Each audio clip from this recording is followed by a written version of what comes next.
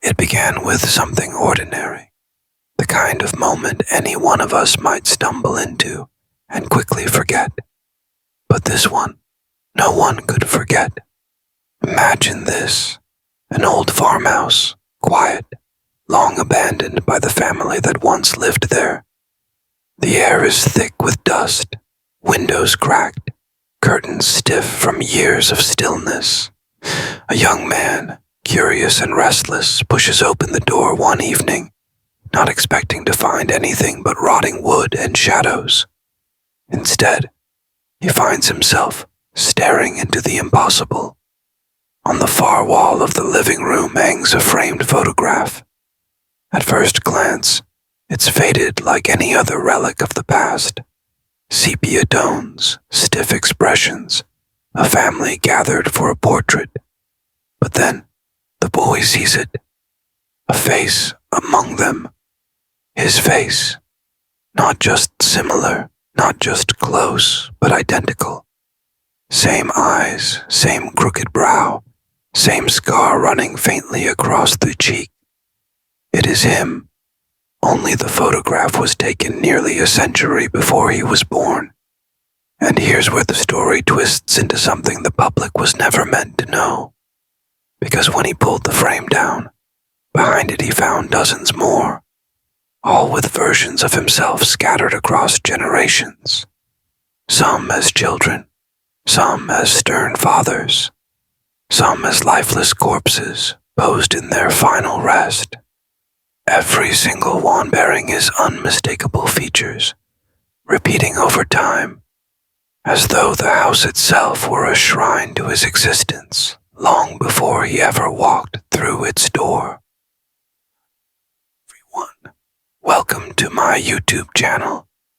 Hit subscribe and tap the bell icon before this story pulls you in too deep, because once you know, you cannot unknow. This tale is not simply about one man seeing his face in a stranger's home. It's about the history that towns bury, the generations that intertwine in shadows, and the bloodlines that were never supposed to continue. The further you look into it, the less it feels like coincidence, and the more it feels like design. Something written not in ink, but in flesh. When he stumbled back into the cool night air, clutching one of the photographs, his hands were trembling. His first thought was that this must be a trick, a coincidence. Maybe he simply resembled someone long gone, and the resemblance was playing games with his mind. But then he noticed the details. The tiny scar above the lip, the unusual slope of the nose, even the faint birthmark under the left ear. These were not similarities, they were duplicates, a mirror of his very own skin, etched into faces decades before his birth. The farmhouse where he found these images had a history of its own, one barely whispered about in town. Locals called it cursed. Families moved in, and within months they would leave, shaken, unwilling to say why. The house was passed from owner to owner until no one would claim it. Over the years, it fell into decay, a skeleton of its former self, rotting quietly on the edge of the county. But within its walls remained secrets no one was supposed to uncover. The young man did what anyone with a rational mind might attempt. He asked questions. He carried the photo to the local historical society, hoping they could explain.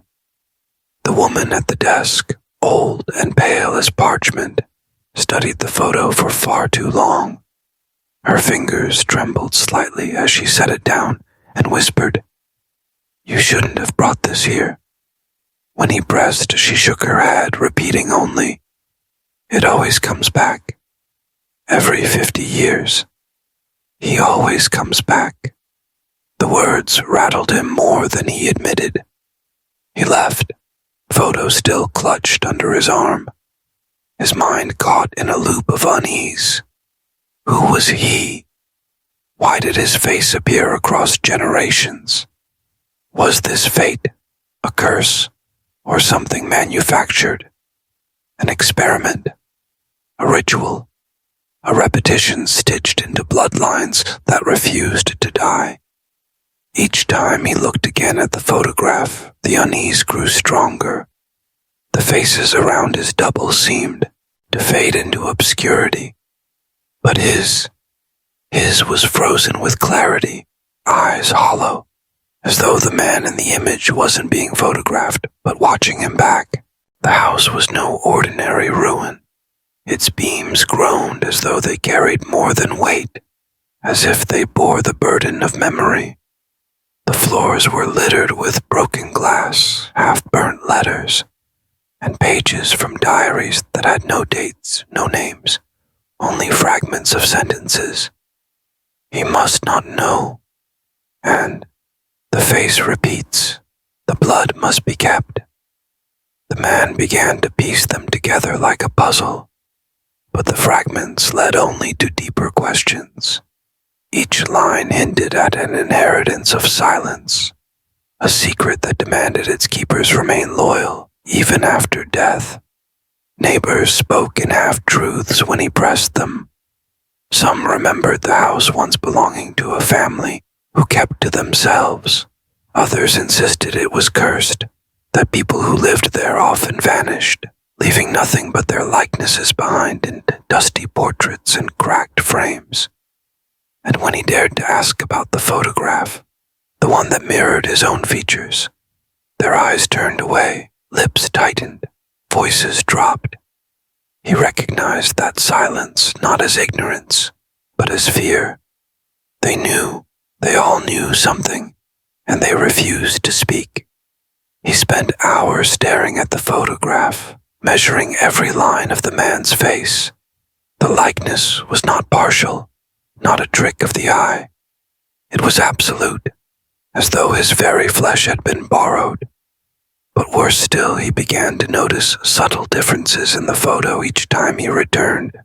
The tilt of the head, the shadow of a smirk that hadn't been there before, even the faint glisten of eyes that now looked more alive than any photograph should allow. One evening, the man placed the photograph under his lamp at home. He watched the sepia face in silence, fighting the unease pressing on his chest. And that was when he realized he was not looking at an old picture. He was looking into a mirror. The deeper he searched, the less the story seemed to belong to him, and the more it felt as though he was being written into a tale that had started long before he was born. In the archives of the local library, hidden between census ledgers and burial records, he found evidence of a family that had once occupied the house. The names shifted across generations, but one thread never changed. They all bore the same face. Photographs from decades apart showed men and women who could have been siblings, yet the dates proved otherwise. Some had lived 50 years apart, some a century, but every set of eyes, every tilt of the jaw, carried the unmistakable resemblance. His resemblance. It was here that he stumbled upon a local legend, whispered in the footnotes of an unpublished thesis, a story dismissed as folklore. It told of a lineage cursed not with death, but with repetition, a bloodline where identity itself could not escape inheritance. Each generation would not simply resemble their ancestors. They were their ancestors, reborn in flesh, condemned to live over and over, caught in a cycle the townspeople came to fear. And when one body aged and died, another was born, already carrying the face of the one who had just gone cold. The man tried to reason with himself, telling his mind that likeness was coincidence, that patterns could deceive the desperate. Yet as he traced the photographs, the way the faces had been placed side by side in old albums, never labeled, never dated, he began to understand why. Labels were useless. They were all the same person. That night, he returned home unsettled. In his sleep, he dreamed of standing in a long corridor lined with mirrors. Each reflection was him, but younger, older, taller, thinner, scarred, unscarred, each one alive staring back. And though they were reflections, they did not move with him. They blinked when he did not. They smiled when he dared not. When he woke, he found the photograph no longer on his desk. It was pinned to his bedroom wall. By now, he could no longer deny the feeling that someone, or something, had chosen him for this discovery. He began to notice faces everywhere. In the crowd at the marketplace, among strangers on the train, in the blurred background of photographs he had never seen before. His face returned again and again. A jawline half hidden in shadow, a familiar curve of a cheek pressed against glass, eyes that seemed to know him before he had a chance to look away. The world was beginning to populate with versions of himself, scattering the illusion that identity was his own. When he pressed further into the town's history, the silence of its people spoke louder than any words. Some turned their heads as he walked past. Others muttered prayers under their breath. He tracked down the oldest resident, a woman whose body was frail, but whose voice trembled with conviction. She told him what no book dared print. The family that once lived in that house had struck a bargain generations ago, a pact that promised longevity, power, and knowledge. But what they gained was not immortality, it was replication. Each child born carried the spirit, the face, the soul of the one before, not reincarnation in the distant spiritual sense, but a trap in flesh, a soul that never left, chained to a cycle that could not be broken. She warned him, once you see your face in the house, it is already too late. The pact does not wait for blood to connect. It chooses the one who looks too closely, who stares too long into the reflection of another. The curse does not hunt bloodlines alone. It hunts recognition. That night, he avoided mirrors, avoided windows, avoided any surface that might betray his own reflection.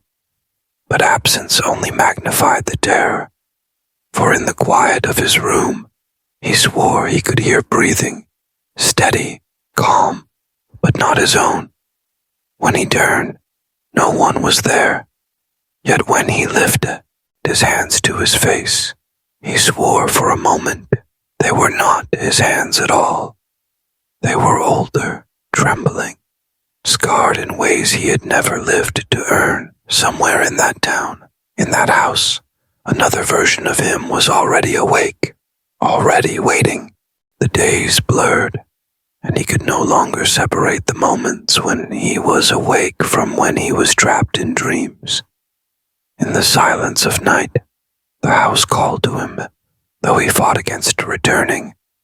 Yet curiosity is not a choice. It is a command. And so he walked the road back, the fog curling at his heels as though the town itself wanted to keep him from leaving again. Inside the house, he found it exactly as before. The portraits lined the walls, unchanged yet somehow watching more intently, their painted eyes holding quiet hunger. This time, though, something new had appeared. At the end of the hall stood a chair. Upon it, an unfinished canvas rested on its easel. The paint was fresh, the strokes wet, the image still forming.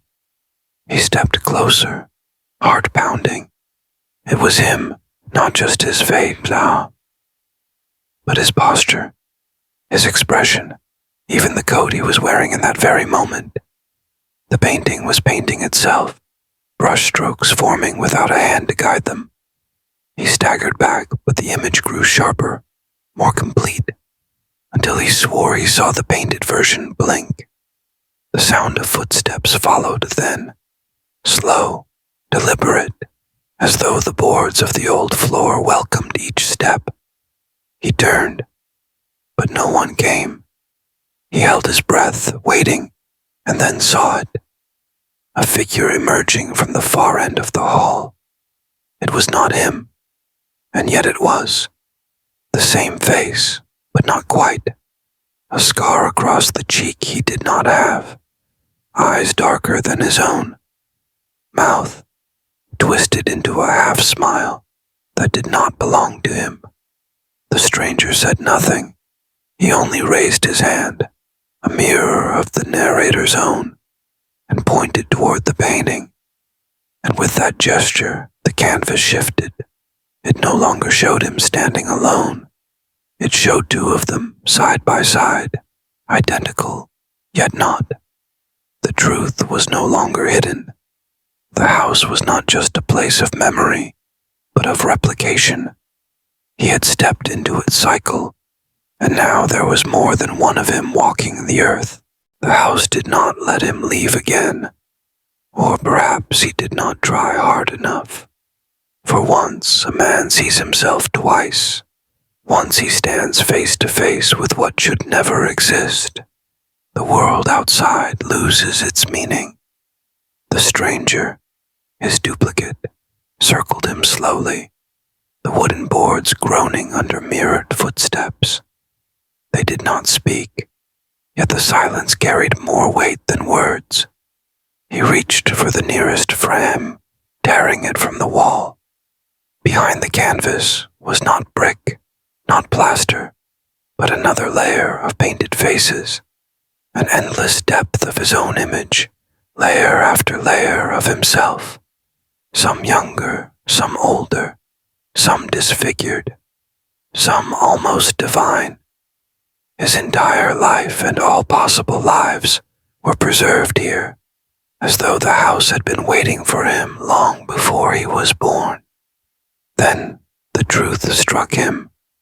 He was not the original. The thought burned through him like fire, though he could not say where it came from. Was he just another copy, one of the many the house had created and abandoned? Was the man across from him, the scarred one, the true beginning, or just another version staring back with the same questions? The scarred duplicate leaned close, their faces almost touching, and whispered words that sounded less like speech and more like echoes, words the narrator could not remember once they were spoken, though they hollowed him out completely. When he opened his eyes again, he was sitting in the chair before the easel. The brush was in his hand. The painting was nearly finished. The man in the portrait looked exactly like him, though something deep in his bones told him this one would replace him. The cycle was complete. One face painted into existence, another face erased. And if you search deep enough in the forgotten corners of old houses, you may find them too. Endless mirrors of lives that never should have been, locked away behind paint, waiting for someone foolish enough to step inside.